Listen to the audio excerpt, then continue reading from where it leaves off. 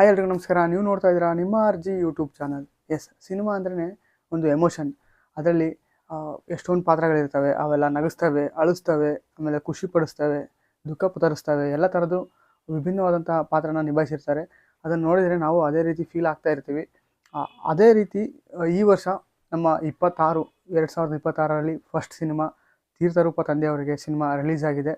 ಅದನ್ನು ನೋಡ್ಕೊಂಬಂದೆ. ನನಗೆ ಏನು ಇಷ್ಟ ಆಯಿತು, ಏನು ಕಷ್ಟ ಆಯಿತು ಅನ್ನೋದನ್ನ ಇವತ್ತಿನ ಈ ವಿಡಿಯೋದಲ್ಲಿ ತಿಳಿಸ್ಕೊಡ್ತೀನಿ. ಅದಕ್ಕಿಂತ ಮುಂಚೆ ನೀವು ನಮ್ಮ ಚಾನಲ್ಗೆ ಹೊಸಬರಾದರೆ ಪ್ಲೀಸ್ ಸಬ್ಸ್ಕ್ರೈಬ್ ಮಾಡ್ಕೊಳ್ಳಿ, ಹಾಗೂ ಬೆಲ್ ಐಕಾನ್ ಮೇಲೆ ಒತ್ತಿದ್ರೆ ನಾನು ಅದೇ ಹೊಸ ವೀಡಿಯೋ ಅಪ್ಲೋಡ್ ಮಾಡಿದ ತಕ್ಷಣ ಫಸ್ಟ್ ನಿಮಗೆ ನೋಟಿಫಿಕೇಶನ್ ಬರುತ್ತೆ ಅಂತ ಹೇಳ್ತಾ ಇವತ್ತಿನ ಈ ವಿಡಿಯೋನ ಶುರು ಮಾಡ್ತಾ ಇದ್ದೀನಿ. ಬನ್ನಿ. ಈ ಸಿನಿಮಾದ ಕಥೆ ನಾಯಕ ಬಂದ್ಬಿಟ್ಟು ಪೃಥ್ವಿ ಅಂತ ಹೇಳ್ಬಿಟ್ಟು, ಅವನು ಒಬ್ಬ ಫೇಮಸ್ ಟ್ರಾವೆಲ್ ಬ್ಲಾಗರ್ ಆಗಿರ್ತಾನೆ. ಬ್ಲಾಗರ್ಸ್ ಅಂದಮೇಲೆ ಅವ್ರ ಲೈಫು ಫುಲ್ ಕಲರ್ಫುಲ್ ಆಗಿರುತ್ತೆ ಅಂತ ನಾವು ಅಂದ್ಕೊಂಡಿರ್ತೀವಿ. ಆದರೆ ಅವನು ಒಳಗೆ ನೆಮ್ಮದಿ ಇರೋಲ್ಲ. ಆ ನೆಮ್ಮದಿ ಏನಕ್ಕಿರೋಲ್ಲ ಅಂದರೆ, ಅವ್ರ ತಂದೆ ಅವನ್ನ ಸಣ್ಣ ವಯಸ್ಸಿನಲ್ಲಿದ್ದಾಗಲೇ ಬಿಟ್ಟೋಗಿರ್ತಾರೆ. ಅವ್ರ ತಾಯಿ ಇನ್ನೊಬ್ಬ ಅಕ್ರಮ ಸಂಬಂಧ ಇಟ್ಕೊಂಡಿರ್ತಾರೆ. ಹಾಗಾಗಿ ಎರಡು ವಿಷಯಗಳು ಅವನ್ನ ಜೀವನದಲ್ಲೇ ಅವ್ನ ಲೈಫ್ನೇ ಟರ್ನ್ ಆಗೋ ಸಿಚುವೇಶನ್ ಬಂದಿರುತ್ತೆ. ಆಗ ಅವನು ಏನು ಮಾಡ್ತಾನೆ, ಜೀವನದಲ್ಲಿ ಏನೇನೆಲ್ಲ ನಡೆಯುತ್ತೆ ಅನ್ನೋದನ್ನ ಈ ಸಿನಿಮಾದಲ್ಲಿ ನಾವು ತಿಳ್ಕೊಬೋದು. ಇದೊಂದು ಫೀಲ್ ಗುಡ್ ಎಮೋಷನಲ್ ಡ್ರಾಮಾ ಅಂತ ಹೇಳ್ಬೋದು. ಈ ಸಿನಿಮಾದ ಜೊತೆಗೆ ನಾವು ಕನೆಕ್ಟ್ ಆಗ್ತೀವಿ, ಟ್ರಾವೆಲ್ ಮಾಡ್ತೀವಿ. ಅವ್ರು ಏನು ಅನುಭವ ಮಾಡ್ತಾರೋ ಅದನ್ನ ನಮಗೂ ಅನುಭವ ಮಾಡಿಸಿದ್ದಾರೆ ಅಂತಂದು ಹೇಳೋಕ್ಕೆ ಇಷ್ಟಪಡ್ತೀನಿ. ಅಷ್ಟೇ ಅಲ್ಲದೆ ಈ ಸಿನಿಮಾ ಇಂಟರ್ವ್ಯೂವಲ್ ವ್ಯಕ್ತಿಗಂತೂ ಒಂದು ಫೀಲ್ ಗುಡ್ ಎಮೋಷನಲ್ ಹಾಲ್ಟಿಂಗ್ ಅಂತ ಅನಿಸುತ್ತೆ.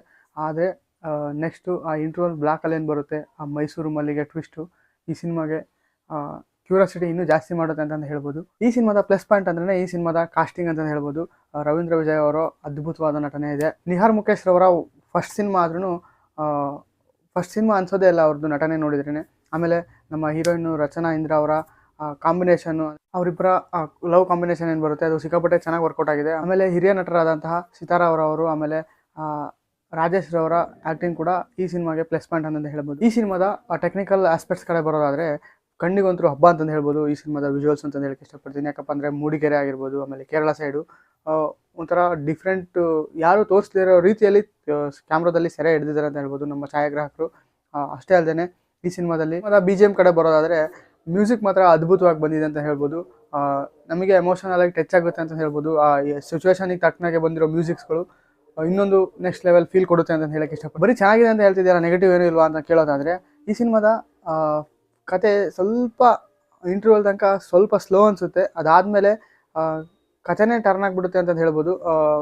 ಇನ್ವೆಸ್ಟಿಗೇಷನ್ ಥ್ರಿಲ್ಲರ್ ಥರ ಫೀಲ್ ಬರುತ್ತೆ ಸೆಕೆಂಡ್ ಹಾಫಲ್ಲಿ. ಅದು ಬಿಟ್ಟರೆ ಆಮೇಲೆ ಕಥೆಯಲ್ಲಿ ಸ್ವಲ್ಪ ಸ್ಲೋ ಅಂತ ಫೀಲ್ ಆಗುತ್ತೆ. ಇನ್ನು ಪಾತ್ರಗಳಲ್ಲಿ ಬರೋದಾದರೆ, ವಾಕ್ಮ್ಯಾನ್ ಅನ್ನೋ ಪಾತ್ರ ಸ್ಟಾರ್ಟಿಂಗಲ್ಲಿ ತೋರಿಸ್ತಾರೆ. ಹೀರೋ ಪಾತ್ರಕ್ಕೆ ಅದು ಮೇನ್ ಇಂಪಾರ್ಟೆಂಟ್ ಅಂತ ಅನಿಸುತ್ತೆ.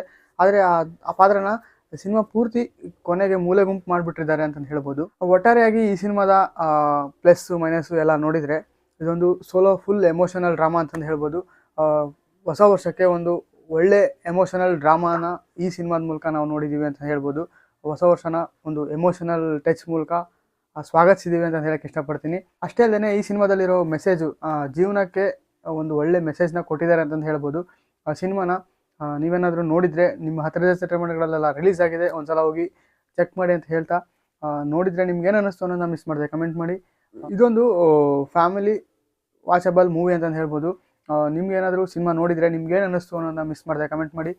ಇದೇ ರೀತಿ ಸಿನಿಮಾ ಅಪ್ಡೇಟ್ಗಳಿಗೋಸ್ಕರ ನಮ್ಮ ಚಾನಲ್ ಸಬ್ಸ್ಕ್ರೈಬ್ ಮಾಡ್ಕೊಳ್ಳಿ ಅಂತ ಹೇಳ್ತಾ, ನಮ್ಮನ್ನ ಸೋಷಿಯಲ್ ಮೀಡಿಯಾದಲ್ಲೆಲ್ಲ ಫಾಲೋ ಮಾಡ್ಬೋದು. ಎಲ್ಲ ಲಿಂಕು ಡಿಸ್ಕ್ರಿಪ್ಷನಲ್ಲಿ ಕೊಡ್ತೀನಿ, ಒಂದ್ಸಲ ಚೆಕ್ ಮಾಡಿ ಅಂತ ಹೇಳ್ತಾ ಇವತ್ತಿನ ಈ ವಿಡಿಯೋನ ಮುಗಿಸೋಕ್ಕೆ ಇಷ್ಟಪಡ್ತೀನಿ. Thank you. ಜೈ ಹಿಂದ್, ಜೈ ಕರ್ನಾಟಕ.